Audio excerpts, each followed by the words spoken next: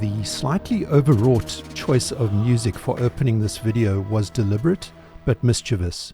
It is not my intention to produce a hyperventilated narrative about the dire implications of OpenAI's newly released ChatGPT for teaching and learning in higher education. Instead, I am simply going to make some level-headed and hopefully rational early observations after a few days of testing out the model from both a university teacher's and a student's perspective. So this video is really just a first look. I'll give my initial impressions of the latest version of a technology that has been around for some time, but as of early December 2022 seems to have undergone a substantial step change of increased capability. To give structure to my thoughts, I'll use a few isolated examples of hypothetical uses of the technology in teaching and learning. Starting with the teacher's point of view, I asked the AI model to produce a course outline on business models for a notional undergraduate level class, and for that course outline to be suitable for 4 lessons. The response is not bad at all. I could, if I wished, take the structure as it stands and use it unedited. But I think that by far the better use case scenario would be to take this output as a starting point and then combine it with my own prior knowledge and my own reference materials. The result, for me and my students, could be a better course presentation. Would I use ChatGPT again for such situations? Most definitely. For me, one of the impressive features of the AI model is its ability to maintain a conversational thread. Following my course outline request, my next prompt was to expand Lesson 1. I gave no context at all, using only these 3 words, but it caused the model no difficulties. It added detail to Lesson 1 as it was specified in the prior response, and also used exactly the same 3 subheadings that it had previously suggested. The content, at first evaluation, appears once again to be of a high quality. Let's now look at some implications of the AI model from the point of view of a student. We take a hypothetical in which the student is taking my business models elective. As part of that course, they have been assigned a writing task which has the pedagogical objective of introducing them to academic writing. The task is to produce a 500-word essay with citations in the Harvard style explaining the value chain. The model's response to this prompt took less than 10 seconds to generate. Once again, the writing is high quality with a logical structure that covers the key issues within the word limit constraint. The obvious question is, what will the student now do with this essay? Will they take it as it stands, unadjusted and unedited, and simply submit it for grading? If they choose this course of action, will the professor have any chance at all of identifying it as the output of a chatbot? Clearly, this creates the potential for some disturbing outcomes.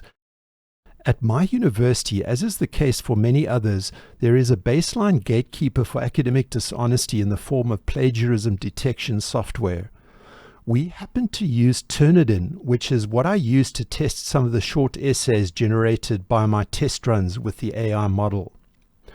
The plagiarism reports were not completely clean, but they were well within the bounds of what we would regard as a maximum acceptable level of similarity. Staying with the student's point of view, but moving to a postgraduate level, I then prompted the model to write a research proposal on a notional but still plausible topic. This time, the output is thin and clearly inadequate. But it has potential. It provides a framework that can be used by the student to stay on track and maintain the golden thread of logic required to develop a good research proposal. And finally, I asked the software to calculate the price of a forward contract given the required input information. Within the context of a derivatives course, this is very much an elementary calculation that would easily be solved by a well-prepared student. ChatGPT returns the incorrect answer 4 times, despite my attempts to nudge it in the right direction. Given the natural language processing credentials of the model, I deliberately stayed away from highly specific corrections.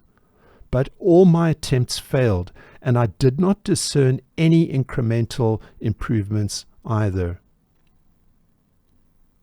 This ties in with what I have seen in my initial exploration of ChatGPT. There are already many online examples of it making some hilarious and very basic arithmetic errors. Admittedly, the OpenAI website warns users about the model's limitations. But it is not as though the software is putting its hands up, metaphorically speaking, when it receives a quantitative prompt and saying that it is not up to the task. Instead, it just goes for it.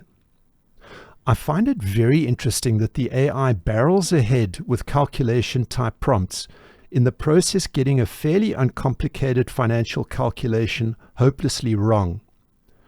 This is even with the assistance of a human instructor trying to nudge it in the right direction and pointing out mistakes along the way.